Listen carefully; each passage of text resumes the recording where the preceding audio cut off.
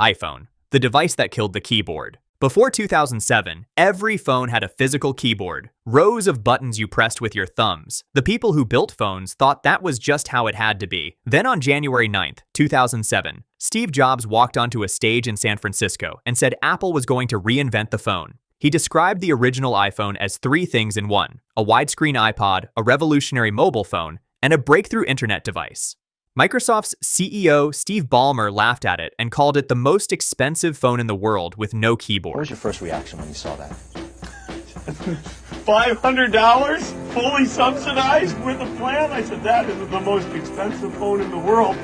The iPhone launched on June 29, 2007, for $499. People lined up outside stores for days. The original iPhone had a 3.5-inch touchscreen, a 2-megapixel camera, and up to 16 gigabytes of storage. There was no app store. You could not install any third-party apps at all. It only worked on AT&T in the United States. By today's standards, those specs sound embarrassing, but the moment you could scroll a web page with one finger, no stylus, no buttons, just your hand, it changed what everyone in the world expected a phone to be. iPhone 3G and iPhone 3GS. App Store changes everything. The iPhone 3G arrived on July 11, 2008, one day after Apple launched something even more important, the App Store. The App Store opened on July 10, 2008, with 500 apps available. People downloaded 10 million of them in the first 72 hours. By year's end, there were 3,000 apps and over 100 million total downloads. In one move, a phone became a platform. Developers could now build anything and put it in everyone's pocket. The phrase Apple used in commercials, "There's an app for that," became one of the most recognized advertising lines in tech history. The iPhone 3GS came in 2009. The S stood for speed. It added video recording, something the original iPhone never had, and ran noticeably faster. These were not flashy redesigns. They were the years the iPhone figured out what it actually was. Not just a phone, but the most personal computer anyone had ever carried. iPhone 4, Retina display, glass design, and Antennagate. The iPhone 4 launched on June 24, 2010, and looked unlike anything Apple had made before. Flat edges, a steel frame on the sides, glass on both the front and the back. The headline feature was the Retina display, a 960 by 640 screen packed so tightly into 3.5 inches that your eye could not make out individual pixels at normal distance. Text looked printed, photos looked real. It was a genuinely shocking screen for 2010.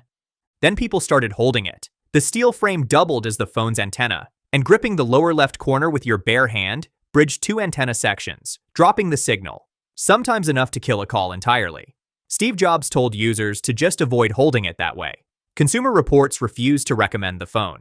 Apple eventually offered every iPhone 4 owner a free rubber bumper case, a program that cost Apple around $175 million. The class action lawsuit was not settled until 2012. The phone still sold massively, but Antennagate proved that even the most beautiful device in the world cannot outrun basic physics. iPhone 4S Siri, the first AI assistant in your pocket. Apple announced the iPhone 4S on October 4, 2011. Identical design to the iPhone 4. No visible changes at all. The crowd was visibly disappointed. Then Apple demonstrated Siri. You could ask it, "Will I need an umbrella this weekend?" And it understood you were asking about weather. You could say, "Remind me to call mom when I get home." And it would pull mom from your contacts and track your location. Apple had acquired Siri, originally a startup spun out of SRY International, in April 2010, and spent a year building it into the phone. Nothing like it existed on any other phone at the time. The 4S also packed a faster A5 chip, an 8-megapixel camera, and 1080p video recording. It went on sale October 14, 2011, and sold over 4 million units in its first weekend. One day before those sales began, on October 5th, Steve Jobs died. The iPhone 4S was the last product he was directly involved with.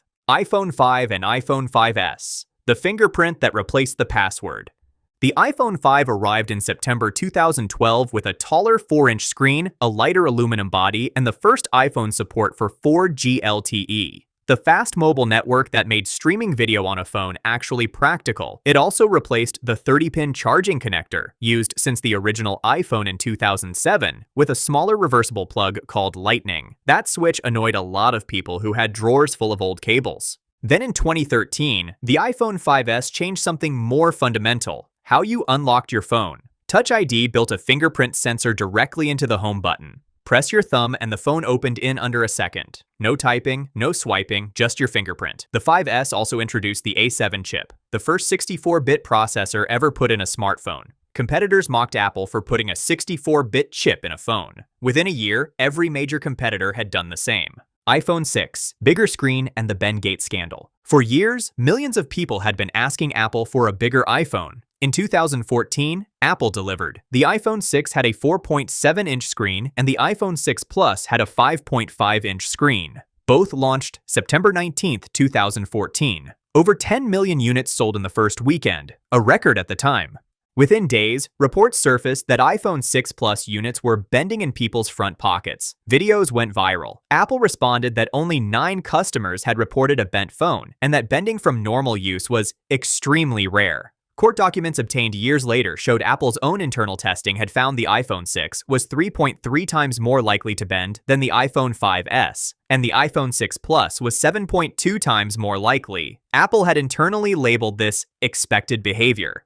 By 2016, many of these phones were also developing what repair technicians called touch disease, the screen flickering and dying, caused by the logic board flexing inside the bent frame. iPhone 7, the day Apple killed the headphone jack. Apple announced the iPhone 7 on September 7, 2016, and a company executive said removing the headphone jack took courage. The standard 3.5mm audio port, found on every phone, MP3 player, and most laptops for decades, was gone. Apple included lightning-based earpods and a lightning-to-headphone adapter in the box. If you wanted to charge and listen through wired headphones at the same time, you had a problem.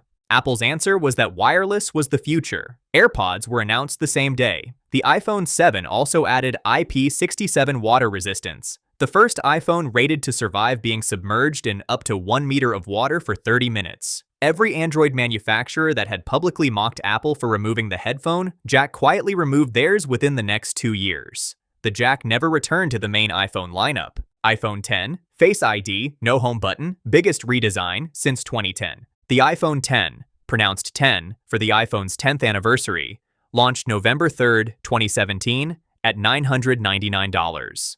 It looked nothing like any iPhone before it. The home button was gone. The thick border around the screen was gone. A 5.8-inch OLED display, the first ever in an iPhone, covered nearly the entire front. OLED meant deeper blacks, more accurate colors, and a screen that looked visibly different from every iPhone that came before it. Touch ID was replaced by Face ID. A sensor array at the top fired 30,000 invisible infrared dots at your face, mapped it in 3 dimensions, and verified your identity in milliseconds using a dedicated neural processor inside the A11 Bionic chip. Apple stated a false accept rate of 1 in 1 million. Navigating the phone required learning new swipe gestures instead of pressing a button, the design the iPhone 10 introduced. Edge-to-edge screen, no home button, Face ID, became the template for every iPhone released after it. iPhone 12, 5G arrives and MagSafe returns. The iPhone 12, announced October 13, 2020, brought 2 changes that mattered.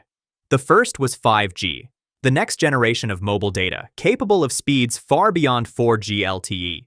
Coverage was still limited in many places, but the hardware was ready. The second was MagSafe. Apple built a ring of magnets into the back of every iPhone 12, allowing chargers and accessories to snap on automatically and align perfectly every time. A dedicated MagSafe charger could deliver up to 15 watts wirelessly. Apple had used the MagSafe name years earlier for magnetic charging cables on MacBooks. Now it came to iPhone. The flat-sided aluminum design also returned for the first time since the iPhone 4, giving the phone a sharper, more intentional look. For the first time, OLED screens came to the standard models as well, not just the expensive Pro versions.